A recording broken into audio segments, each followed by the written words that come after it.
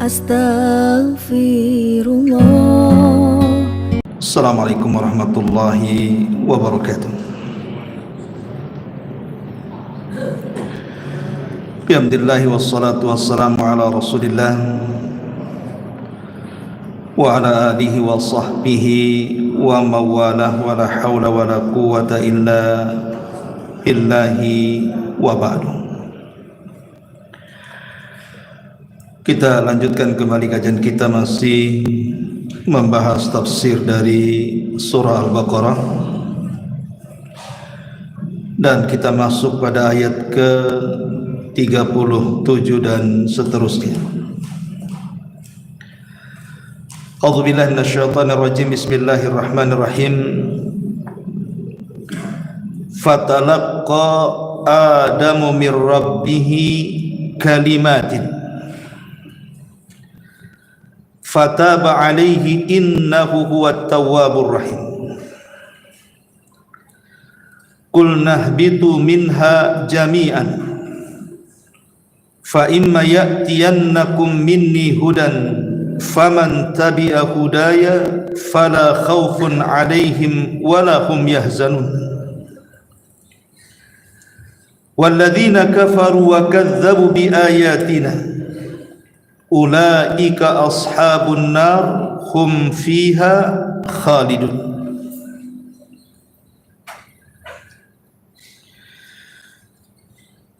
Maka Adam pun kemudian ditalkinkan atau diejahkan dari Rabbnya beberapa kalimat taubat. Maka Allah subhanahu wa ta'ala menerima taubatnya, karena sesungguhnya Dia zat yang maha penerima taubat lagi maha penyayang. Kami katakan, kata Allah, turunlah kalian semuanya, maksudnya ke dunia. Kelak akan datang kepada kalian dariku petunjuk. Barang siapa yang mengikuti petunjukku, maka mereka tidak akan takut dan tidak akan sedih. Dan orang-orang yang kafir dan mendustakan ayat-ayat kami, maka mereka akan dimasukkan ke dalam neraka dan mereka akan dikekalkan di dalamnya selama-lamanya. Inilah penggalan terakhir tentang kisah Nabi Allah Adam alaihi salatu wassalam. Ma'asyiral muslimin wal muslimat rahimakumullah. Pada pertemuan yang lalu kita sudah jelaskan bahwa Nabi Allah Adam alaihi salatu wassalam, ketika Allah subhanahu wa ta'ala menciptakan Adam dan juga pasangannya Hawa, Allah tempatkan keduanya di sorga. Kemudian terjadi hasad daripada iblis. Singkat cerita, akhirnya Adam pun terkena was-was iblis dan memakan buah larangan. Padahal Allah subhanahu wa ta'ala sebelumnya sudah memperingatkan Nabi Allah Adam dengan firman-Nya, wala taqraba hadhihi syajarata fatakuna minadh dhalimin. Wahai Adam dan Hawa, jangan kau dekat-dekat pohon ini, apalagi sampai memakannya. Karena kalau engkau sampai kemudian memakan buah dari pohon ini, maka engkau termasuk dari orang-orang yang zalim. Lihat bahasa Allah subhanahu wa ta'ala. Allah subhanahu wa ta'ala mengatakan wala taqraba, jangan dekat-dekat, padahal maksudnya jangan makan. Dan bahasa dalam Al-Quran jangan dekat-dekat ini banyak sekali. Contoh umpamanya Allah subhanahu wa ta'ala mengatakan wala taqrabu malal yatim, jangan dekat-dekat harta anak yatim, maksudnya jangan makan. Ataupun Allah mengatakan wala taqrabuz zina, jangan dekat-dekat zina, artinya jangan berzina. Karena biasanya kalau dekat itu, setelah dekat dikhawatirkan kemudian al-wuqu', terjadi apa yang dilarang. Makanya jangan dekat-dekat, karena kalau sudah dekat-dekat itu penasaran biasanya. Dari sini tumbuh kaidah para ulama yang disebut dengan syaddu adz-dzari'ah.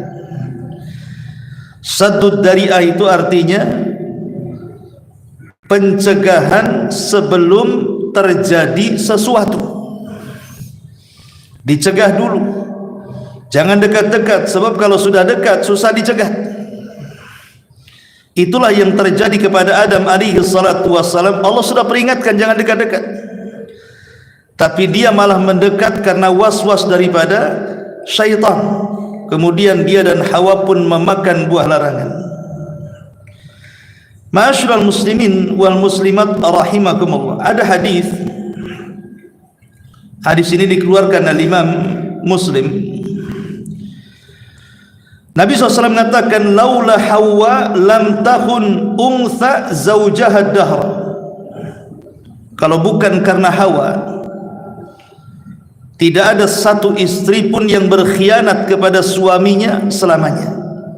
Kalau bukan karena Hawa, maka tidak ada satu pun istri yang kurang ajar kepada suaminya selamanya.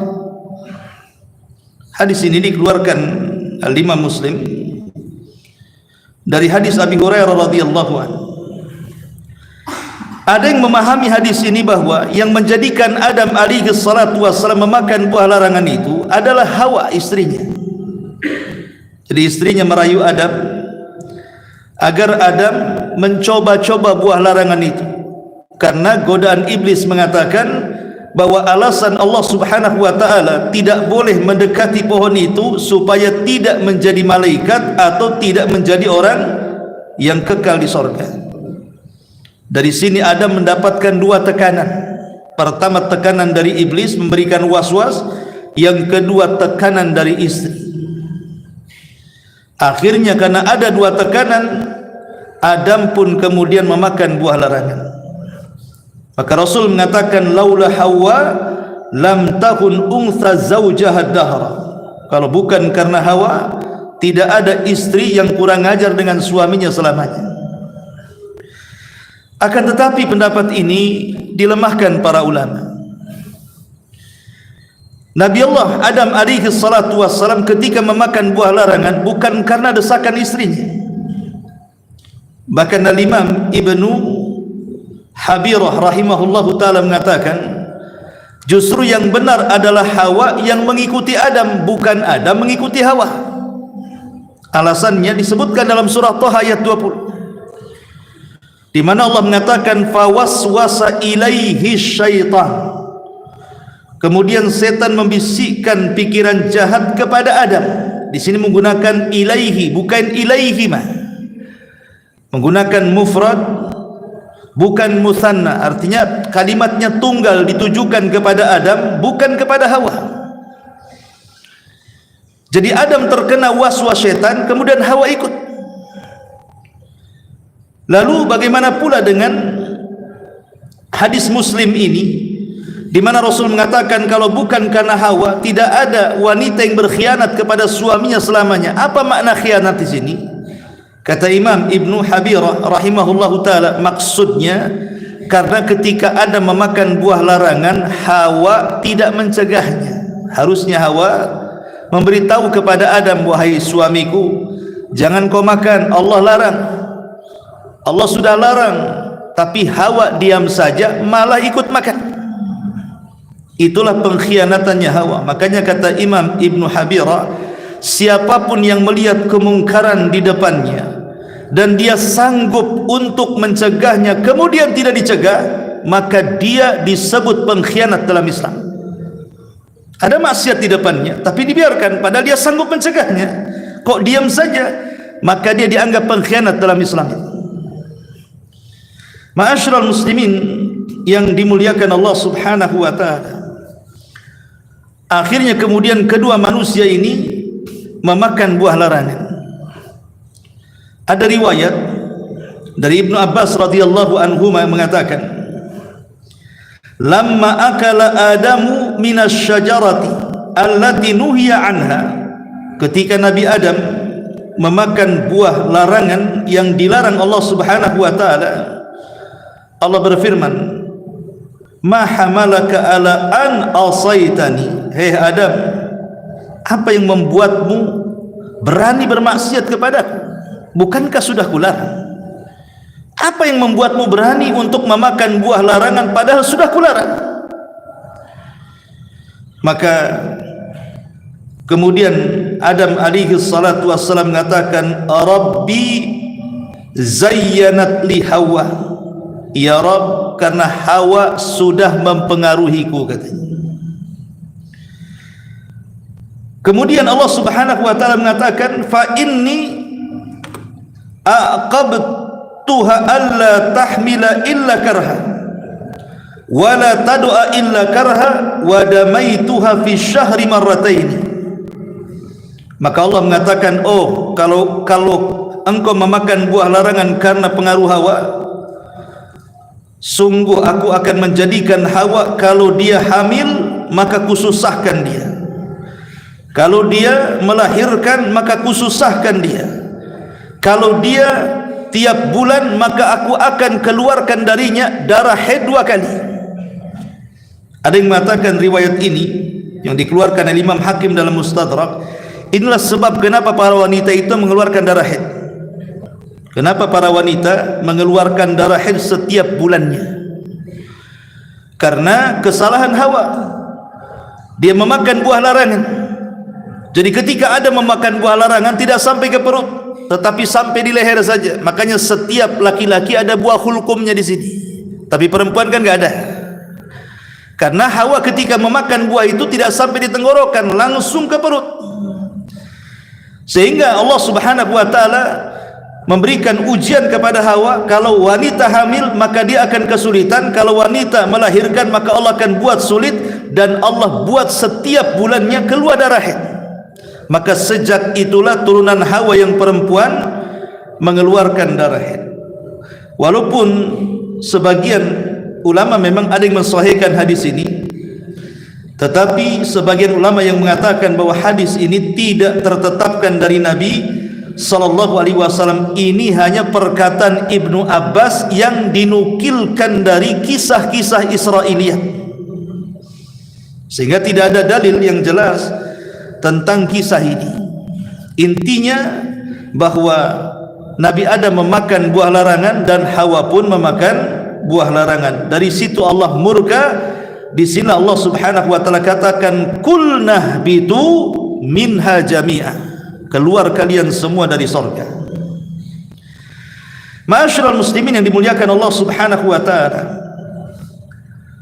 maka ketika Allah Subhanahu wa taala merintahkan keduanya untuk turun dari surga ke bumi, tentu karena perintah Allah Subhanahu wa taala, maka Adam, Hawa dan juga iblis diturunkan dari surga ke bumi. Di mana tempat turunnya Adam? Sebagian ulama mengatakan bahwa Adam turun di Sri Lanka. Di Sri Lanka, di India sana. Makanya tempat turunnya Adam itu disebut Ardul Barakah. Sri Lanka itu kalau diartikan kita ini artinya tempat yang berkah, karena Adam turun di Sri Lanka, India. Sementara Hawa turun di Jeddah. Makanya kenapa disebut Jeddah di Arab Saudi sana? Jeddah itu artinya nenek, karena Hawa turun di kota itu, maka kota itu disebut kota Jeddah. Ada juga yang mengatakan bahwa Adam turun di antara Mekah dan Taif. Antara Mekah dan kota Taif, di tengah-tengahnya itulah Adam diturunkan. Ada namanya satu tempat namanya Dahnan, antara Mekah dan Taif. Ada yang mengatakan Adam itu diturunkan di Safa, sementara Hawa diturunkan di Marwah.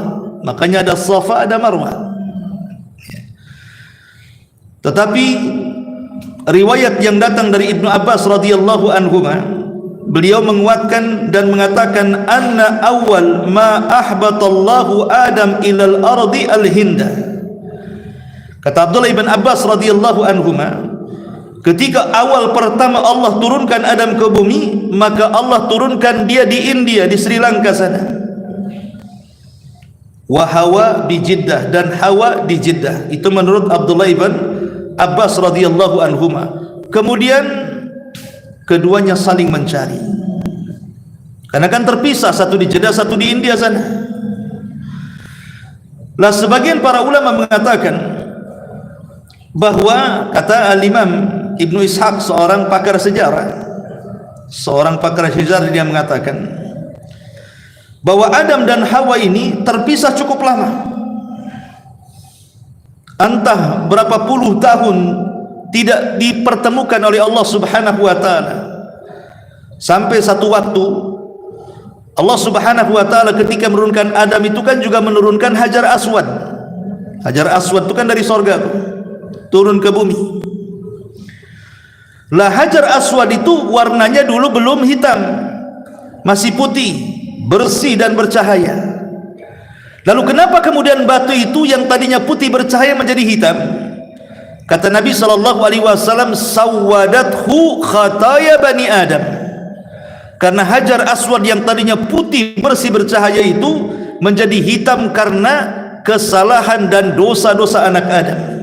Banyak kesyirikan terjadi di Mekah, akhirnya menghitamkan Hajar Aswad, maka disebut Hajar Aswad sampai sekarang.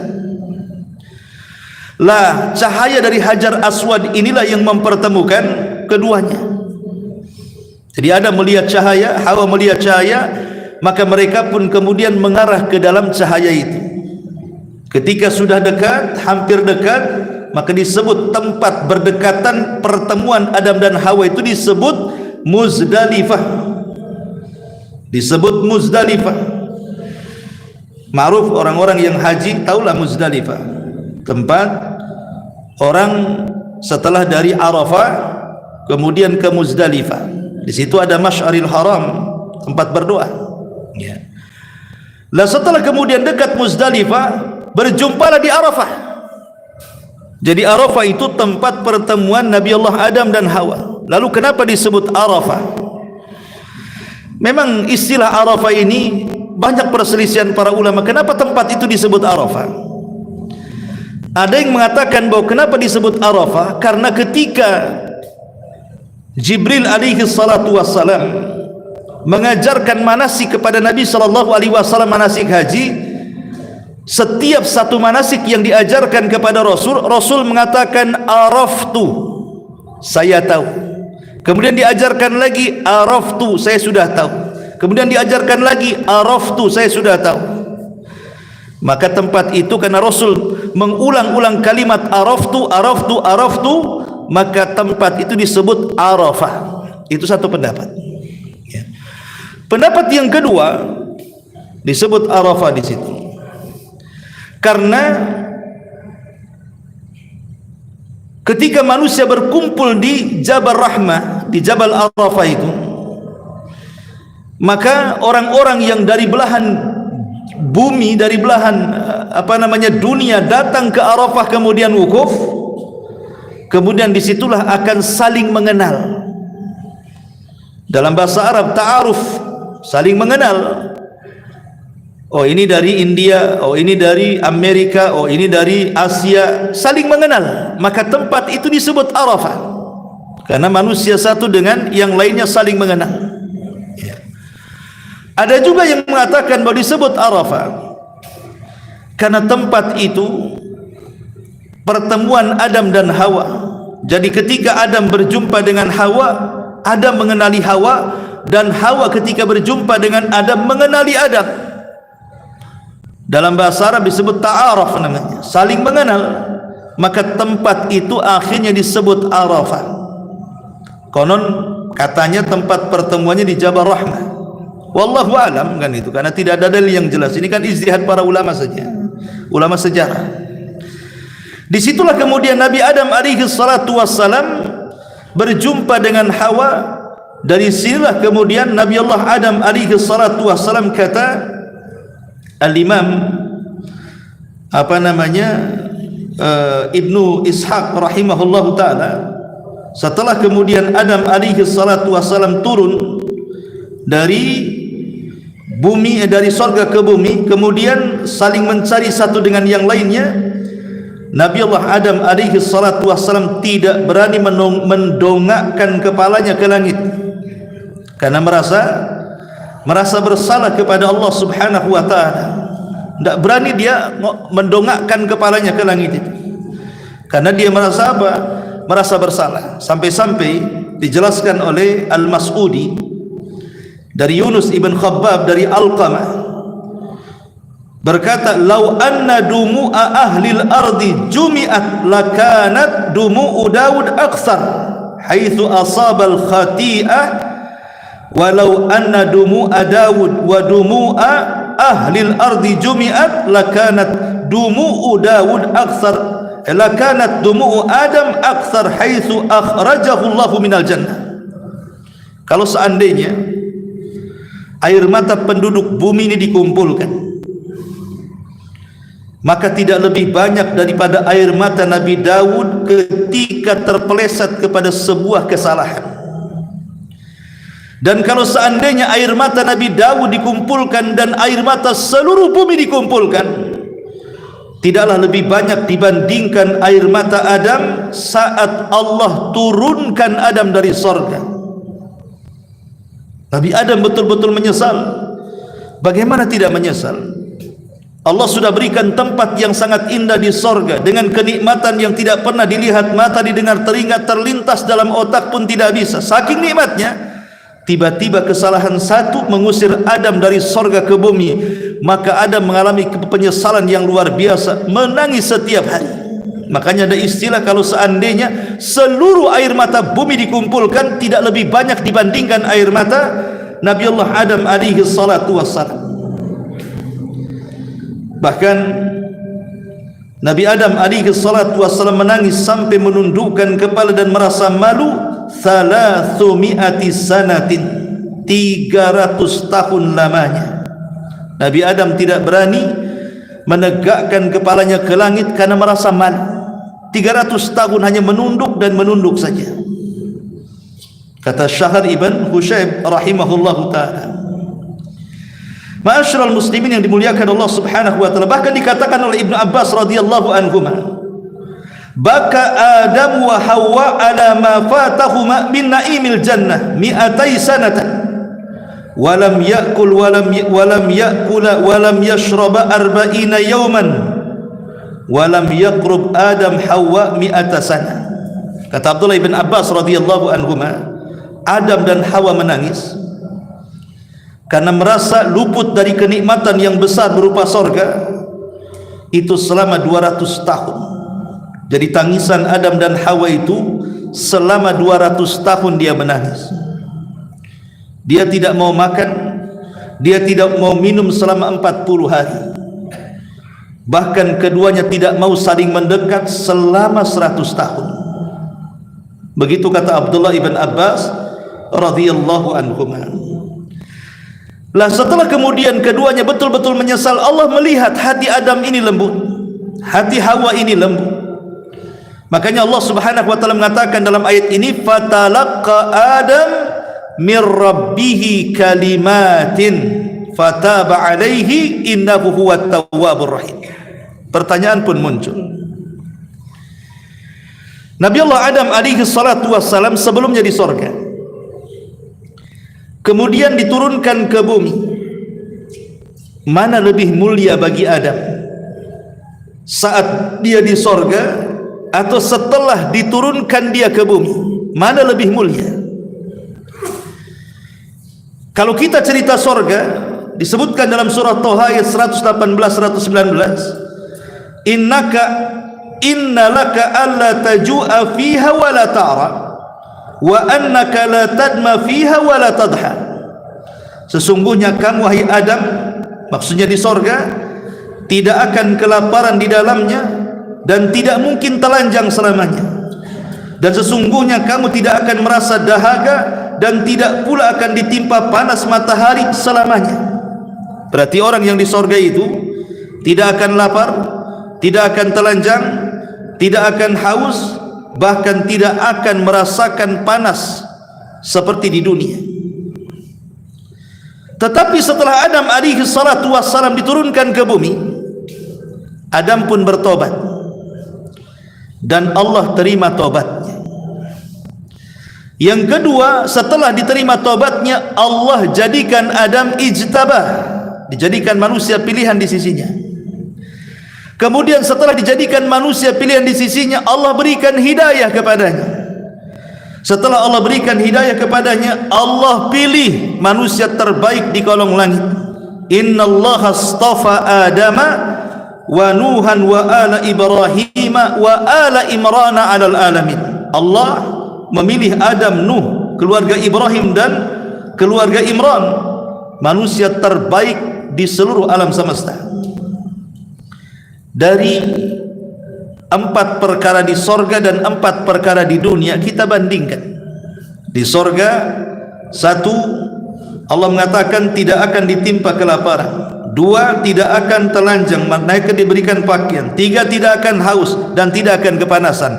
Di dunia Adam diterima tobatnya, kemudian dipilih oleh Allah, kemudian diberikan hidayah, kemudian Allah jadikan manusia terbaik di kolong langit. Lebih mulia mana? Apakah ketika Adam di sorga atau ketika di bumi? Kita katakan lebih mulia setelah Adam diturunkan dari sorga ke bumi. Sebab kalau Adam tidak diturunkan dari sorga, dia tidak akan mendapatkan 4 keistimewaan ini. Ya, memang mendapatkan nikmat, tapi keistimewaan yang 4 ini tidak akan diterima Adam. Yang kedua, hikmah kenapa Adam diturunkan dari sorga ke bumi. Adam ini manusia, dan manusia itu disentuh dengan kematian. Kalau dia tetap di sorga selamanya, tidak akan disentuh dengan kematian. Makanya hikmahnya diturunkan ke bumi, biar dia disentuh dengan kematian.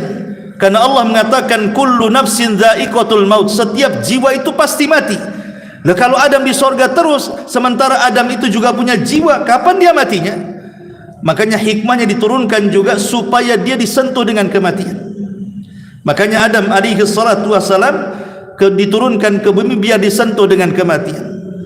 Setelah Allah turunkan Adam dan Hawa ke bumi, maka Adam menyesal senyesal-nyesalnya. Di sini Allah Subhanahu wa taala mengilhamkan kalimat tobat. Itulah kalimat pertama yang diucapkan Adam dan Hawa setelah selamanya mereka hanya diam saja, menunduk, menangis bertahun-tahun. Allah ilhamkan. Apa lafadznya? Ada yang mengatakan lafadznya adalah doa yang sering kita ucapkan, sebagaimana yang disebutkan kalangan ahli tafsir. Maksudnya adalah kata-kata Rabbana zalamna anfusana fa illam taghfir lana wa tarhamna lanakunanna minal khasirin. Inilah kalimat pertama yang diucapkan Adam dan Hawa. Ya Rabb kami telah menzalimi diri-diri kami. Kalau Engkau tidak mengampuni dosa kami ya Rabb, Engkau tidak merahmati kami ya Rabb, tentu kami termasuk orang yang rugi. Maka Allah Subhanahu wa taala katakan fataba alaihi innahu huwat tawwabur rahim. Allah ampuni dosanya. Allah ampuni dosa Adam dan Hawa karena dia zat yang Maha Pengampun lagi Maha Penyayang. Kapan ucapan diucapkan? Saat Nabi Adam berada di Arafah. Walaupun Arafah ini bukan tanah haram, dia tanah halal. Makanya kalau orang ingin mengulang umroh gitu kan, boleh dia mengambil mikot itu di Arafah, tidak ada masalah, karena dia bukan tanah haram tapi tanah halal di Arafah itu. Tetapi Nabi SAW tetap wukuf di Arafah, karena memang haji itu ditentukan di Arafah. Maka siapapun yang datang ke Arafah kemudian berwukuf, dia membawa banyak dosa, kemudian dia minta ampun kepada Allah Subhanahu wa taala, disinilah dosa-dosa jemaah haji akan diampuni oleh Allah Subhanahu wa taala. Seperti Nabi Adam alaihi salatu wassalam berdoa di padang Arafah, Rabbana zalamna anfusana wa illam taghfir lana wa tarhamna lanakunanna minal khasirin. Allah hapuskan kesalahan Adam. Maka jemaah haji pun sama. Kalau mereka betul-betul meneteskan air mata, menyesal, tidak akan berbuat dosa, meminta ampun, maka ketika dia pulang, kata Nabi SAW, seperti anak yang baru dilahirkan dari perut ibunya. Kharaja ka yaumin waladathu ummuhu. Dia pulang seperti anak yang baru dilahirkan, tidak punya dosa. Makanya wajar orang yang haji itu balasannya tidak ada yang pantas kecuali surga. Ma'asyiral muslimin wal muslimat rahimakumullah. Setelah kemudian Adam dan Hawa ini berada di bumi, maka Allah perintahkan keduanya untuk mengembangkan manusia dengan cara menikah, berhubungan suami istri. Sehingga kemudian menjadi perselisihan ulama, berapa sebenarnya anak-anak keturunan Nabi Allah Adam alaihi salatu wassalam itu. Berapa sebenarnya anak atau jumlah anak keturunan Nabi Allah Adam alaihi salatu wassalam. Allah mengatakan dalam surah An-Nisa di permulaan, ya ayyuhan nasu taqu rabbakumul ladzi khalaqakum min nafsin wahidah wa khalaqa minha zawjaha wa batha minhuma rijalan katsiran wa nisaa. Wahai manusia, bertakwalah kepada Rabb kalian yang telah menciptakan kalian dari jiwa yang satu, maksudnya Adam. Wa khalaqa minha, dan dari Adam itu Allah ciptakan zaujaha, istrinya, maksudnya Hawa. Wa batha minhuma rijalan katsiran, dari keduanya lah kemudian muncul generasi-generasi manusia setelahnya. Ibnu Ishaq, seorang pakar sejarah, mengatakan bahwa dari sulbi keduanya, maksudnya Hawa dan Adam itu, lahir arba'una min dzakarin wa untha, lahir 40 dari laki-laki dan perempuan, fi ishrina batna, di 20 kelahiran. Kata Imam Ibnu Ishaq, Hawa dari Adam memiliki 40 anak-anak laki-laki dan perempuan dari 20 kelahiran. Artinya setiap melahirkan lahir kembar. Jadi Hawa ini setiap melahirkan kembar, setiap melahirkan kembar, sampai 20 kali kelahiran. Baru kemudian tidak punya anak lagi, di angka 40 laki-laki dan perempuan. Ini satu riwayat. Tetapi Al-Imam At-Tabari rahimahullah ta'ala di dalam kitabnya Tarikh Al-Umam wal Muluk menyebutkan bahwa Hawa itu melahirkan sampai ishrina wa mi'a batn, 120 anak-anak. Jadi ada yang mengatakan 40 anak laki-laki dan perempuan campur, ada yang mengatakan 120. Kata Imam Ibnu Ishaq, yang 40 itu karena Adam atau Hawa ketika melahirkan selalu kembar dua, laki-laki dan perempuan, dalam jangka 20 kelahiran. Tetapi kata Imam At-Tabari berbeda, Nabi ataupun Hawa ini melahirkan ya satu-satu selama 120 kali melahirkan, laki-laki dan perempuan. Ma'asyiral muslimin yang dimuliakan Allah Subhanahu wa ta'ala. Dan Al-Hafidz Ibnu Hajar Al-Hafidz Ibnu Katsir rahimahullahu taala menyebutkan dalam kitab Al-Bidayah wa Nihayah, wa qad dzakara ahlu tarikh, kata Imam Ibnu Katsir telah menyebutkan ahli sejarah, anna Adam alaihi salam lam yamut hatta ra'a min dzurriyyatihi. Nabi Adam tidak pernah mati sampai dia melihat cucunya. Wa min auladihi wa aulad auladihi, maksudnya dia melihat anak dan anak daripada anaknya, sebanyak 400.000 keturunannya. Baru Adam meninggal. Jadi Adam meninggal itu dia tidak diwafatkan sampai melihat anak-anak dan cucu-cucunya sebanyak 400.000, baru kemudian Adam meninggal. Itu kata Imam Ibnu Katsir rahimahullahu taala. Adapun nama-namanya memang tidak banyak. Al-Quran dan Sunnah Nabi Sallallahu Alaihi Wasallam juga tidak menyebutkan nama-nama anak-anaknya. Cuman di sejarah, di dalam Quran tersirat bukan tersurat ya, tersirat namanya. Sebagaimana Allah Subhanahu Wa Taala ketika menceritakan Qabil dan Habil. Tidak disebut namanya, cuman ahli tafsir mengatakan bahwa ayat itu cerita tentang dua anak Adam. Yang pertama namanya Qabil, yang kedua namanya Habil. Ketika Allah mengatakan watslu alaihim naba abnai adam bil haq, bacakan ya Muhammad kepada mereka tentang dua anak Adam. Ahli tafsir mengatakan maksudnya Qabil dan Habil. Idh qarraba qurbanan fatuqbila min ahadihima wa lam yutaqabbal minal akhar. Ketika keduanya berkurban kepada Allah, Allah hanya terima satu dan Allah tolak yang lainnya. Jadi ada yang mengatakan pertama anak Adam itu namanya Qabil. Qabil ini yang pertama. Ada yang mengatakan Qabil ini dia tinggal di satu tempat di dekat Damaskus. Kemudian yang kedua ada namanya Habil. Ada yang mengatakan bahwa Habil ini ketika dibunuh oleh Qabil itu umurnya 20 tahun. Adapun umur Qabil ketika membunuh Habil, ada yang mengatakan 25 tahun. Jadi Qabil itu abangnya, Habil itu adiknya. Jadi Qabil ketika membunuh Habil, kata ulama di usia 25 tahun, sementara Habil yang dibunuh usianya 20 tahun. Jadi ada yang mengatakan Qabil dan Habil.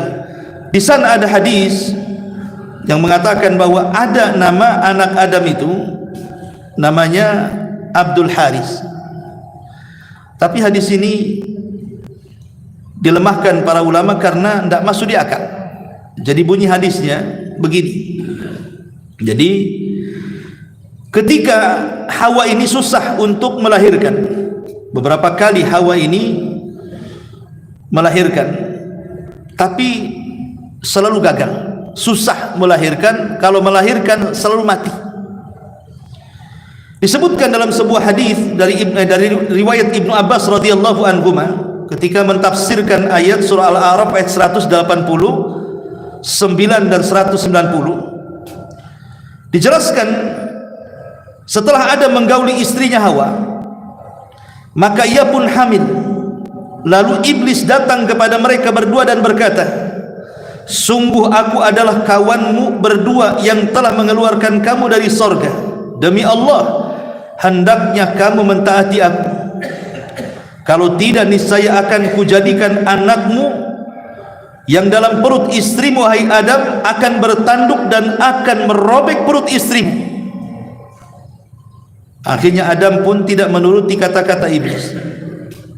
Ketika betul-betul istrinya melahirkan, kemudian melahirkan mati.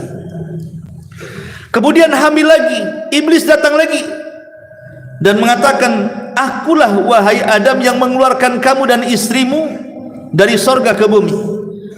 Kalau engkau tidak mentaatiku di bumi, ku buat anak keduamu bertanduk dan merobek perutmu.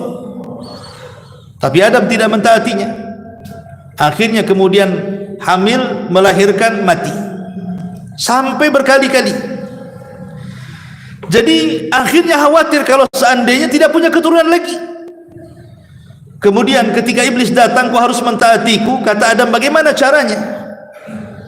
Maka iblis mengatakan, kalau seandainya anakmu lahir, kasih nama Abdul Haris, karena Haris itu nama syaitan. Kasih nama Abdul Haris. Maka betul-betul ketika Adam merencanakan kalau anak ini lahir dikasih nama Abdul Haris, betul-betul selamat. Maka salah satu anak Nabi Adam namanya Abdul Haris. Haris ini syaitan, nama syaitan. Ya. Lah riwayat ini sebenarnya munqati, terputus. Masalahnya masyhur riwayat ini, bahkan dicantumkan dalam kitab Tauhid oleh Syekh Muhammad bin Abdul Wahhab rahimahullahu taala. Jadi para ulama mengatakan hadis ini tidak benar, munqati secara sanad dan tidak masuk akal secara matan. Secara isi tidak masuk akal. Kenapa? Pertama, bahwa tidak mungkin Nabi Adam mentaati setan. Tidak mungkin. Bukankah saat manusia di padang mahsyar, ketika manusia datang kepada Nabi Adam minta syafaat, kemudian Nabi Adam memberikan uzur, saya tidak mampu dan tidak bisa memberikan syafaat kepada kalian karena saya dulu pernah memakan buah larangan. Jadi Adam itu sudah kapok, tidak mungkin dia kedua kalinya terpikat oleh setan. Ini yang pertama, ya. Kemudian yang kedua, Allah Subhanahu wa taala menyebutkan taubatnya Nabi Adam dalam Quran. Tak mungkin kemudian dia mentaati. Quran sudah menjelaskan taubatnya Nabi Adam dan Allah terima taubatnya. Masa dia maksiat lagi? Ini juga salah satu bantahan. Ya. Kemudian yang ketiga, tidak mungkin Nabi Adam mau melakukan kesyirikan dengan menamakan anaknya dinisbatkan kepada setan. Abdul Harith, hamba daripada Harith, nama setan. Kan tidak mungkin, ini kan kesyirikan namanya. Masa Nabi Adam melakukan kesyirikan? Sehingga para ulama mengatakan riwayat ini tidak benar. Riwayat ini tidak benar. Bahkan anak-anak Nabi Adam alaihi salatu wasalam semuanya nama-namanya tidak ada yang bertentangan dengan syariat dan tidak ada yang mengandung kesyirikan. Sehingga apakah kemudian nama Al-Haris itu memang nama syaitan? Setelah hadis ini lemah, tidak bisa dijadikan hujah, maka ulama mengatakan Al-Haris itu bukan nama syaitan. Boleh seseorang kasih nama Al-Haris, tidak ada masalah. Sahabat pun ada namanya Haris, Haritha, tidak ada masalah. Ma'asyiral muslimin yang dimuliakan Allah Subhanahu wa taala. Tapi yang masyhur bahwa anak Nabi Adam itu adalah yang pertama namanya Qabil, yang kedua namanya Habil. Lah baru kemudian dari keturunan Adam yang lainnya, ketika Adam mendengar bahwa salah satu putranya Habil dibunuh oleh Qabil, kan Adam sedih. Kesedihan Adam ini bertahun-tahun. Kenapa? Pertama, karena Habil ini wajahnya lebih dekat kepada Adam, sifatnya lebih dekat kepada Adam, dan Habil sendiri orangnya baik. Beda dengan Qabil yang memang suka hasad. Sehingga kematian Habil ini menjadikan Adam menangis sepanjang masa, sampai akhirnya Allah Subhanahu wa taala melihat kesedihan Adam, dan akhirnya Hawa pun hamil. Kemudian Allah Subhanahu wa taala berikan anak terbaik dari seluruh anak-anak Adam, namanya Syith. Syith itu anak terbaik dari seluruh anak-anak Adam, karena Syith ini nanti akan jadi nabi.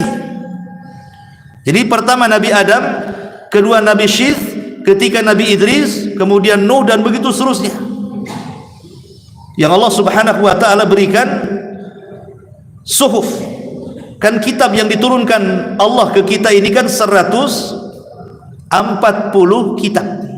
140 kitab. Yang 4 ma'ruf, ada Taurat, ada Injil, ada Zabur, ada Quran. Tetapi yang 100 ini tidak ma'ruf, namanya suhuf. Lah suhuf ini dibagi-bagi, diberikan kepada Nabi Allah Syith alaihi salatu wassalam, diberikan kepada Idris alaihi salatu wassalam, diberikan kepada Ibrahim dan Musa. Adapun Nabi Syith diberikan 50 suhuf. Adapun kepada Nabi Idris diberikan 30 suhuf. Adapun diberi kepada Nabi Ibrahim 10 suhuf, dan kepada Nabi Musa 10 suhuf. Jadi semuanya 100.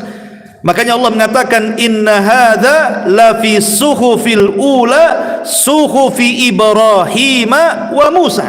Suhuf Ibrahim dan Musa yang sebelumnya juga diberikan kepada Idris dan juga kepada Nabi Allah Syith alaihi salatu wassalam.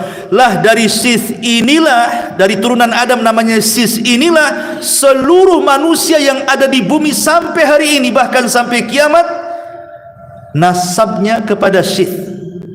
Satu dunia manusia hari ini, ya, itu nasabnya dari orang namanya Syith putra Adam, karena dia adalah anak terbaik dari Adam alaihi salatu wassalam, dan dia menjadi nabi.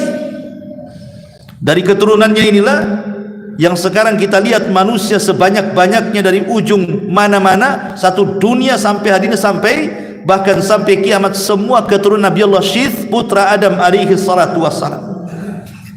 Ma'asyiral muslimin yang dimuliakan Allah Subhanahu wa taala. Sampai kemudian akhirnya Qabil membunuh Habil. Pertanyaannya, apakah Qabil ini dia kafir? Ulama mengatakan tidak. Walaupun dia membunuh Habil, tapi dia tidak sampai kafir.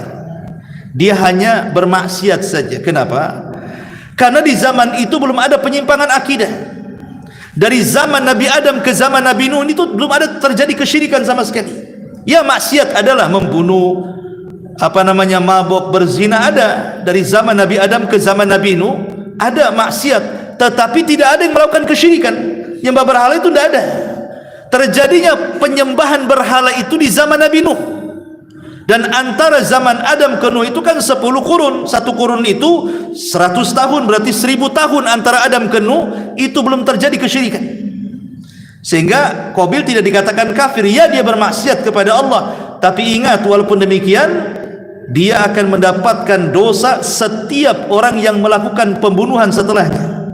Kata Nabi SAW, Qabil akan mendapatkan dosa setiap dosa orang-orang yang melakukan pembunuhan sampai hari ini. Kenapa? Karena dia yang mencontohkan pembunuhan itu. Makanya jangan sekali-kali kita mencontohkan dengan contoh buruk, kemudian ditiru orang, akhirnya keburukan orang juga akan diberikan kepada orang yang pertama mencontohkan keburukan itu. Sebagaimana Qabil yang membunuh, maka Allah bebankan dosa para pembunuh setelahnya juga. Qabil mendapatkan balasannya. Lalu bagaimana cerita lengkapnya tentang Habil dan Qabil? Tentu ini pembahasan yang panjang, nanti ada pembahasannya sendiri. Ini saja yang bisa saya sampaikan, mudah-mudahan ada manfaatnya. Subhanakallah bihamdika asyhadu an la ilaha illa anta astaghfiruka wa atubu ilaik. Allahu